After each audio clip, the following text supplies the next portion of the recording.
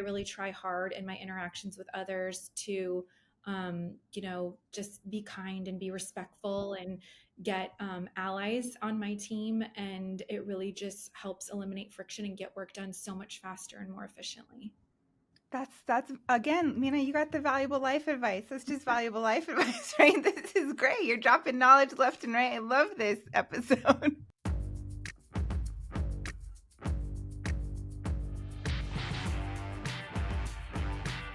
Hello, everybody, and welcome to today's episode of the Reframe Podcast. I'm your host, Ana Trujillo Limón, and today I'm super excited to be joined by my wonderful and brilliant colleague, Minna Shada.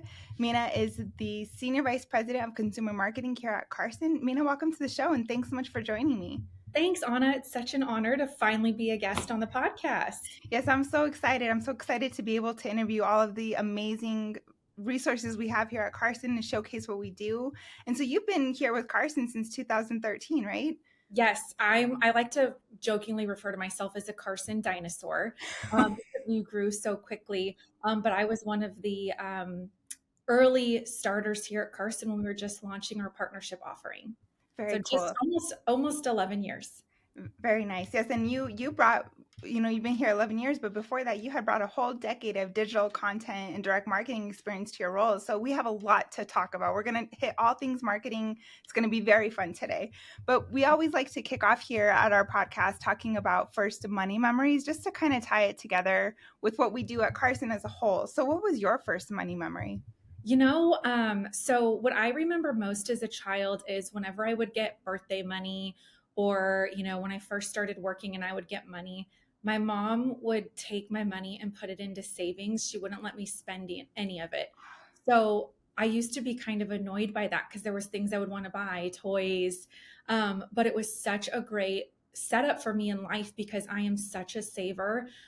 Some may call me cheap. I like to say conservative, but it really helped me establish a foundation of being able to put money into a savings account and working at Carson, starting to invest my money. So now I'm very, very grateful that she did that. I mean, I think if I bought a toy as a kid, it would have been like a fleeting moment of joy. But to have that money saved up over the years was really, really nice. And now I do the same thing with my kids. So I know they're probably annoyed of it, but they put their money in their piggy bank and save it. What a cool gift. What a cool foundation your mom laid with that. I love that story.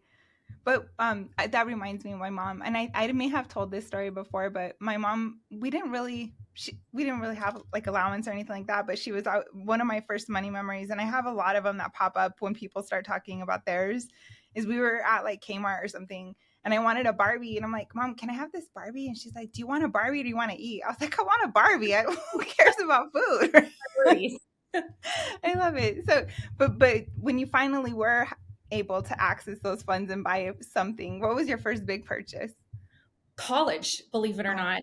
So yeah, I the other gift that I didn't appreciate at the time was when it was time to start planning for college. I had to fund a lot of my own education. So I was really grateful that I had money saved up for that and was able to go to school after high school. That's where I got my marketing degree. And I think about, everything that did to set me up in life, and having skin in the game, I think was really important for me in college, knowing that, hey, if I start a class, I've got to finish it. I've got to study. I have to get good grades because I was funding my own education. So at the time, it was a lot trying to work and put myself through school. But now I'm so grateful I did because I learned so many lessons along the way. Yes, you said you got a marketing degree. So what did you want to be when you were little growing up? And how did you come to be in marketing? And what's made you stick with it your whole career? So the two things I wanted to be when I was a little girl, number one was an artist, and number two was an NBA player. And I liked kind of checking the box on the artist one, maybe not the NBA one, but my original intent was maybe, have some sort of sports as a part of my career in some capacity. So I was thinking about becoming a sports agent until I had an internship at a sports agency in Chicago. Learned a lot, but kind of quickly realized that was not the field for me. So I thought it's great that an internship can also show you what you don't like to do, just as much as what you may be passionate about. So what I decided to do was pivot and get into sports marketing, which is why I got that marketing degree. And I've been doing marketing my whole professional career. So in a way, I still feel like I have that, artist itch that I'm fulfilling there, because it really combines my passion of all things creative Mhm. with the ability to be strategic too. So that's how I chose marketing. And luckily, I love it. So I'm excited to talk about it. I could blab about marketing forever. I love it. And it really is a creative field. You're telling stories and stringing it all together. And I love that perspective that you offered there. So tell us a little bit about how your journey at Carson started and a little bit about what you do here. Yeah, so my role at Carson is to help our partner offices, so other advisors, um, market their business and really try to bring in prospective investors to their firms. When I started, I think back to when I interviewed at Carson, I had no idea what I was signing up for. I thought I was going to be doing marketing, maybe, update the website, create some collateral, maybe write some stuff for the firm. I didn't realize at the time that I was kind of being hired to create or be a part of creating the marketing offering for our partners. But it's been the coolest thing I've ever done in my entire career. So, I feel like there was just a great team of people in place to really figure out what it is advisors need help with when it comes to marketing. And we were just onboarding our first partner when I started. So being able to say I helped build this from the ground up when we started with nothing, and creating or looking back at everything we have to offer from a marketing standpoint this far. It's been a lot, but it's been so cool to be a part of it from its infancy. So, what I really do today, the marketing team has grown so much. Advisors love marketing, so I feel like they need a big team to support them with their marketing efforts. But my role is specifically focused on serving our partner offices. So, the partner marketing team that I work with, they're responsible for day to day marketing support and service. We do a lot of consultations with advisors to figure out how can they increase their brand awareness, how can they grow their business. And then I develop a marketing plan that spells out everything we'll deliver for them throughout the year, and then also create local plans for each individual office so they have kind of their marketing blueprint for the year as well. Wow, that's really cool. So you reach a lot of different areas of the country, not just here at the home office. I love that. So Correct. you Yeah. you kind of brought up how you built this from the ground up, and I think a lot of advisors and some of our listeners out there kind of, are doing their own thing, don't have the type of support that maybe our advisors in the partnership realm have, or so you built that from the ground up. So let's talk a little bit about your approach when you did that. Yeah. So, what I really focused on is I came from outside of the financial services industry. And I was really grateful that Carson gave me a chance. I think they were looking for somebody who had a fresh perspective and wasn't just thinking of standard industry, this is what we do, and wanted something a little bit more unique. But what that led to was I didn't have industry experience. I wasn't sure how advisors traditionally marketed their business. I knew marketing best practices, so I was able to apply those things. But I spent a lot of time talking to advisors and asking a lot of questions. So I really dug into what's worked, how have you grown, what things have you tried that didn't work. Let's not waste our time there. What do you need from a marketing team? Where can we really add value and support? So it really helped me understand, ask your clients, your customers questions, and then deliver. And I feel like that's how we really focus on adding value to our partners, is making sure we're giving them the things that they need or are most valuable to them, but then bringing in our marketing expertise on top of it. So that was the approach I took as we were building the marketing Very offering.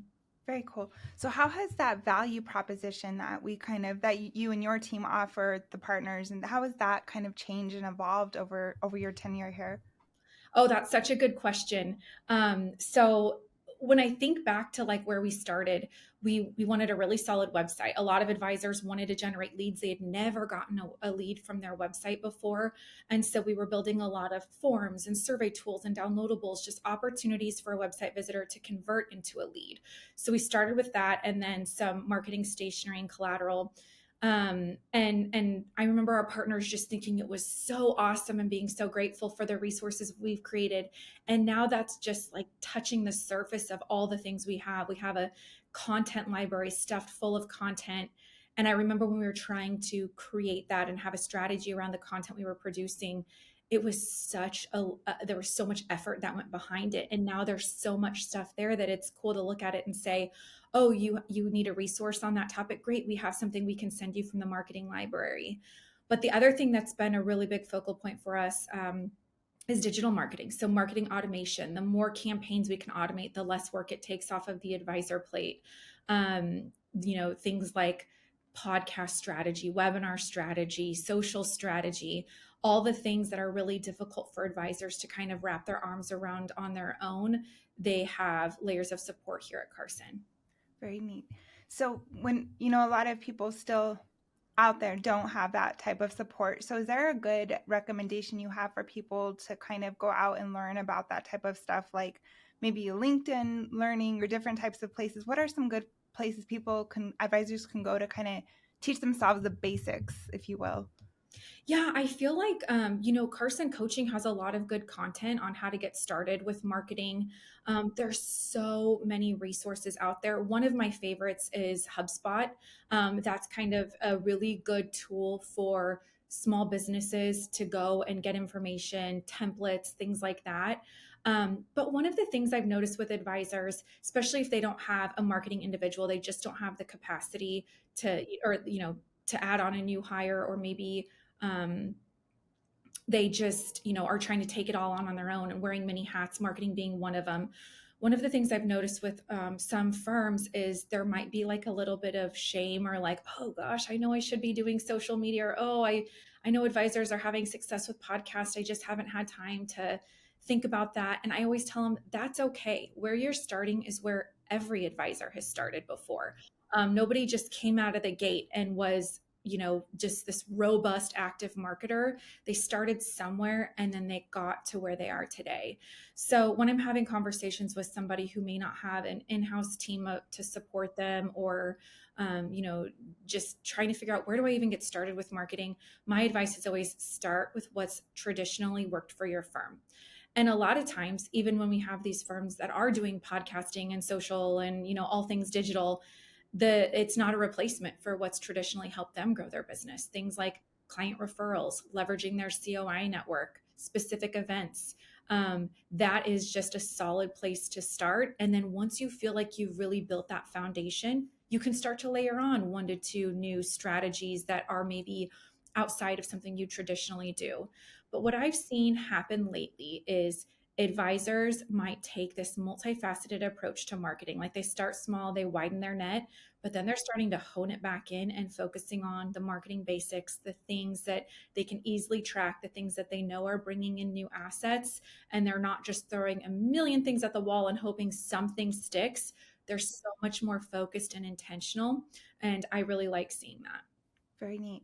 Yeah. So there's a reason why the basics are the basics, right? Like, you need to stick to kind of to those and do what works for you and your firm. So, a lot of advisors do love marketing, and you and your team kind of get them started and help them focus. But how do you decide which strategies for them to focus on? Like, how do you make that determination? So we have this document, and this is always our starting off point for our partner offices. It's called the 1 year planner. And what that does is it helps them define their goals, whether it's, I want to, grow 20% year over year, I want 30 million in net new assets, or I established this new brand and I need help with brand awareness. It helps them spell out the goals. And then it has its 3 columns that help us focus on the channels that grow the business the most, which are what I mentioned before, the client referrals. So coming up with a strategy that is around how they can get more introductions from their clients. Number 2 is events, specifically. We like to see really good networking events, passion prospecting events, and then educational seminars. Those are really good for prospecting purposes. And then number 3 is a strategy around engaging your centers of influence to eventually get referrals or introductions there. So we start with that. And that's the foundational marketing plan that each advisor would complete. And from there, we really evaluate the business's ability to layer on additional marketing strategies. So we might have a firm that really wants to establish themselves on social media. We'll come up with a plan around social media engagement. Maybe it's let's create a goal of 1, firm level or personal post per week because we know those are the posts that have the most engagement. Or maybe they want to leverage client testimonials or video. We'll layer in 1 to 2 new strategies on top of those foundational elements, and then do a check-in call and see if they're ready for more, or did we not make any progress toward some of the things that we outlined? If so, why? Do we need to make adjustments? But starting out with those basics, the things that we know are really going to move the needle for their business, is where we like to initiate our conversations when it comes to strategic planning. So it's kind of like building a house, right? You have to put that foundation down first, and then you decide what you can build from there. That's, Exactly. that's And I great. think one of the things that happens with anyone is you hear about all of these exciting things. Like you hear this advisor's just generating so many leads from a webinar, or you have companies calling you and selling, like lead aggregation services. And there's so many things hitting you. There's so much content to consume. It's hard to know, what should I be doing? And you feel like you're not doing all the things you should be doing because there's so many things you could be doing. So it is easy to get lost in the noise and feel like you're not where you should be. But making sure you're focused on the right things is so much more important than focusing on what I call the shoulds of marketing. Mm. So, what are some of those top strategies and that you've seen advisors use to grow their business? When it comes to client referrals, having some sort of plan of who you want to reach out um, to start having conversations around introductions is important. So I always recommend to our partners, run a list of your clients, highlight your top clients that you want to engage with, try to connect with them in person in a more informal setting outside of the client review, and build the trust and ask the conversation question, who do you know that you could introduce to the firm? We call that the A+ action plan. So that's a really awesome strategy. Or something as simple as, add a line item to the client review agenda that says, who do you know? So you're prompted to ask the question. What I found, and this is coming from someone who doesn't have to go ask for, referrals, so it's probably easy for me to say. I don't know if I could be comfortable executing the way I recommend. But so many advisors are receiving referrals without asking for them, which is awesome, but a majority of them aren't even asking. So just Mm. a simple question of, who do you know? I'd love to take on new clients like you. It plants the seed in your client's head. So that's one easy thing with client referrals. With events and workshops, educational seminars are really awesome. There's vendors you can work with if the planning and promotion of that feels really challenging. You could co-sponsor or co-host an event with a center of influence. Maybe if you have an estate planning attorney in your network, you could, each invite 10 to 15 people to your event, and then you're presenting on estate planning, a great topic for really qualified individuals.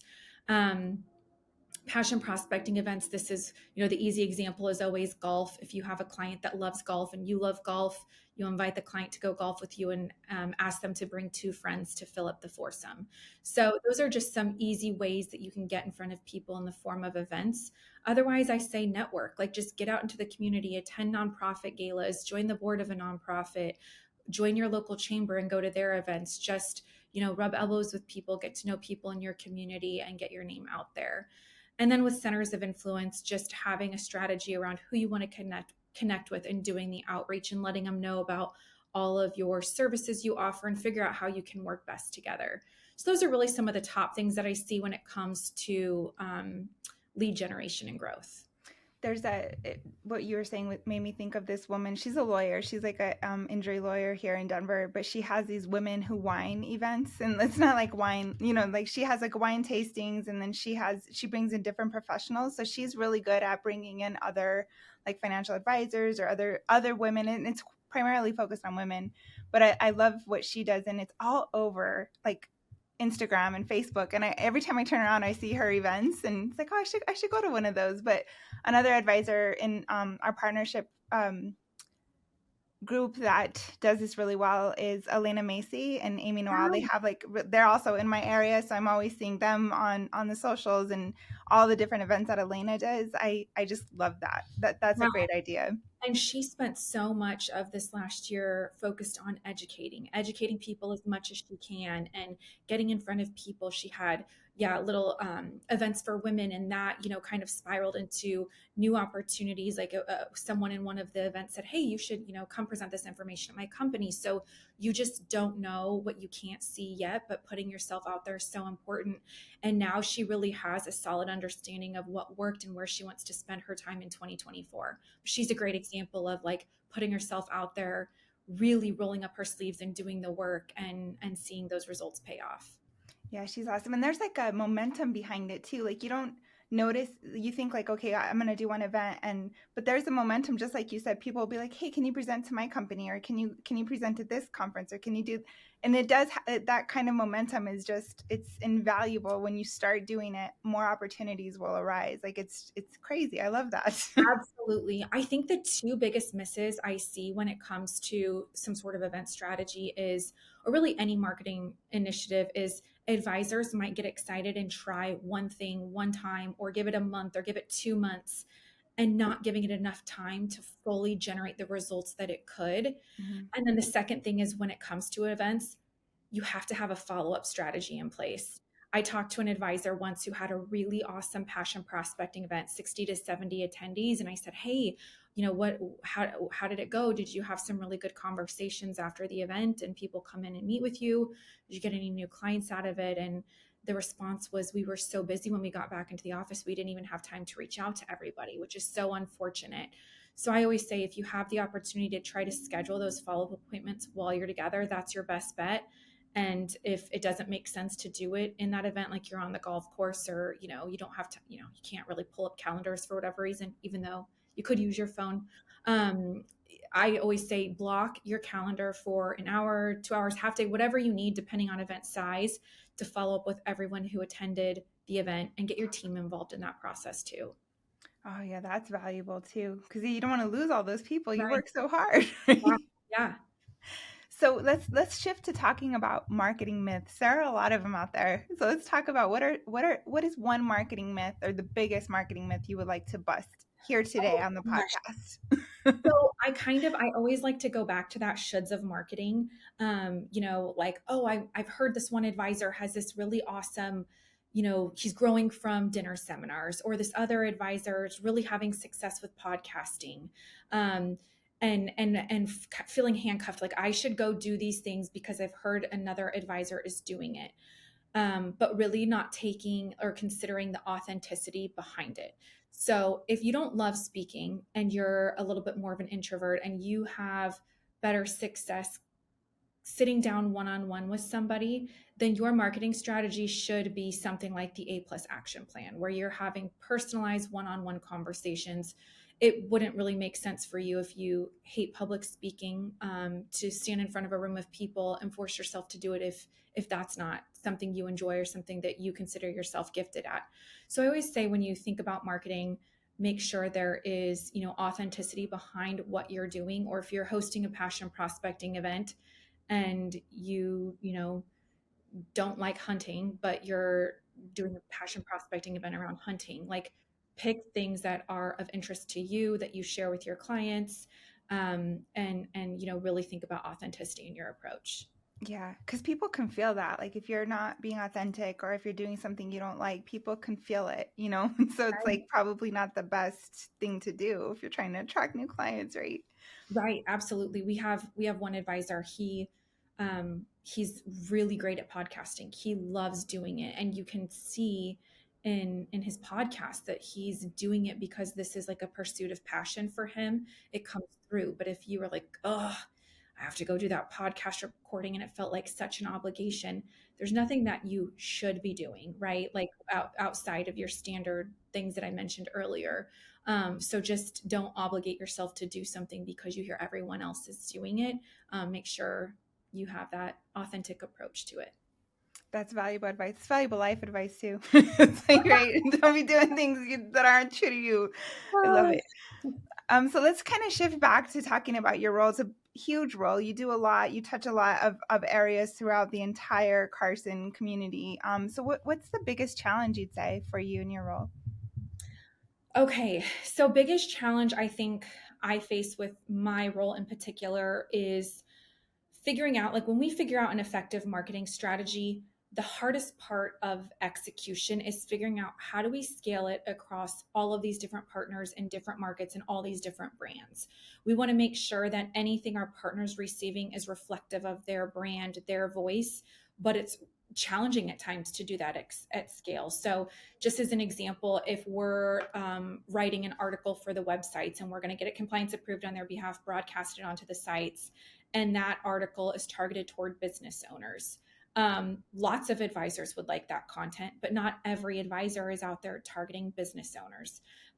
So it kind of depends on your community, who your client personas are. So trying to figure out the right mix of initiatives to, appease all partners and do it at scale.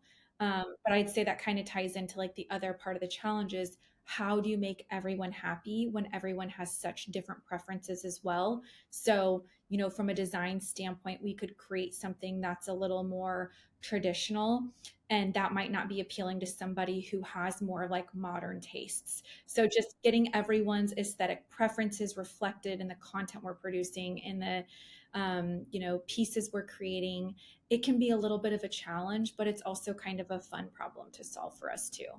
It's Yeah, like like a puzzle. yeah, Yeah. you're part of the puzzle, and you're like, how can we make all these pieces come together? Yeah, that's as a ghostwriter, which is my primary, area of, or what do they call it, the zone of genius or whatever. I feel like it is like a puzzle. Like you're interviewing people and you're putting it a much smaller scale than what you're talking about, but interviewing people and putting together the article and just I love solving puzzles, and that's why I love doing what I do. So that's great. Yeah, I mean, like everything is figure outable. Mhm. So there's always a solution that exists out there for everyone. So it's just determining what is that? What is that to make all of our partners happy? So with challenges always come with learning opportunities, right? So what's the most important lesson you would say you've learned in your career? Um, so I'd say the first one that I learned early in my time here at Carson was something that I touched on later or earlier, which is I've heard this from business owners. Ask your customers what they want and then deliver it to them. And just to see that play out in real life, I feel like, if there's people that listen to this podcast that are business owners, really go to your existing clients and say, how can I add more value to you? What is it that we can do to help you and your family? Like asking that question. But then phase two of that is delivering on what they're asking you for. That's how you create raving fans. So that was like a really good way for me to kind of initially establish my career here at Carson, is to say, wow, if we go to our partners and just ask them, what do you want from our team? How can we add value? Then we make a happy partner. And so each year I send out a marketing survey to our partners and I just ask them, what resources can we create for you? What content do you want? What topics should we build out content packs around? What resources are you using or not using? Like, let's make sure we're creating more of the stuff that they like and less of the stuff that's not of use to them. So that's just a way I kind of took that through my career. The other one I would say is more something that I've learned just in my career, both at Carson and previous to Carson, and that is how to work well with people. So if I have an idea and I'm really excited about it and I need help from other departments or people on the team to help me execute, just how you treat others and the respect you show others, you receive back. So I really try hard in my interactions with others to just be kind and be respectful and get allies on my team. And it really just helps eliminate friction and get work done so much faster and more efficiently. That's again, Mina, you got the valuable life advice. That's just valuable life advice, right? This is great. You're dropping knowledge left and right. I love this episode. Oh, good. I'm glad I had a little bit of information to share. I feel Just like just in general, people are pretty darn cool. So yeah. just getting to know people at the human level and how to work together and get something across the finish line together, it's so much more fun to do it that way. Yeah, and JJ Powler on our team, he's one of the executive business coaches. He always talks about opening or just any interaction with people, just asking questions, right? And that kind of disarms people in a way and kind of makes them open up, and then you in turn, whether you are or not, seem more interested in them. So they open up and just are warmer. So I've been, as a journalist my whole life, like asking questions has been kind of my whole life, but I'm like, oh, I should do that in my personal interactions too. So I don't know, just this is great. This is great. It really is fun to get to know people that you work alongside and who they are, it's like then you come to work with friends. Yeah. That's how I feel about Carson. I think that's what's Oh, gotten me to stick around here so long is one, I love the work I do and the people that, we're doing that work for, but the people that I work alongside on a day-to-day basis, it's just like I feel like I'm coming to work with my friends. It's really fun. oh, that's awesome. Yeah, and it does take a team and a village to kind of do all of this type of work. Mina and her team, and like even with podcasting, where you think about, oh, I'm going to start a podcast. It's like I don't do this on my own. Like I have Chelsea and I have the whole crew, the Proudmouth crew. Like this is a joint effort. So when you do need marketing help or do need that type of stuff, feel free to reach out to Mina and the team and check us out at carsongroup.com. So Mina, as we're winding down our time together, which has been so lovely, tell me what would you say are some of the things you wish advisors would reframe their thinking about when it comes to marketing? And you could pull in elements from the things we talked about, just like two or three things you wish people would just kind of think more fresh about in a way. Yeah. So, advisors, I know you love marketing. I do too. Just as you're thinking about your marketing strategy, be intentional about the things that you're doing. Don't try something just to try it. Tie it back to a goal and then give it time. I think this is the thing that is, I'd love to correct about advisor mentality is, you try it, you give it a month or 2 months, maybe even three, or you try it one time and you say, oh, that didn't work. The advisors that I see most successful at marketing are giving it 6 to 12 months to see if a campaign or initiative works. If they're trying an event, they're doing it 5 to 6 times before they determine, is this event a piece of my long-term strategy? So give it time, give it multiple attempts, and then if it's not effective, then you can abandon that strategy and try something different. But I think tracking is a big piece of that too. So that's where it's easier. If you can start off doing 1, 2, 3 things, it's Mhm. easier to track versus if you're just really excited and you're trying to do so many things all at once, it's a lot harder to track all of those things. Mina, that reminds me of this meme I saw that was like, I ate healthy for one day and I'm not skinny yet. Forget it. Right? It's like, Go to the gym one time and you're like, where's my muscles? yeah, it's like you can't just go to the gym one time and expect your muscles, right? You have to give it time. So kind of think about it that way in a way. Yeah, I that's love it. such a good analogy. I'm going to start using that. I'll try to find the meme and send it to you. Yeah. But no, this has been so much fun, and I'm liking to wrap lately with is there anything you'd like to add that we didn't cover or that you'd like to include and share with our listeners?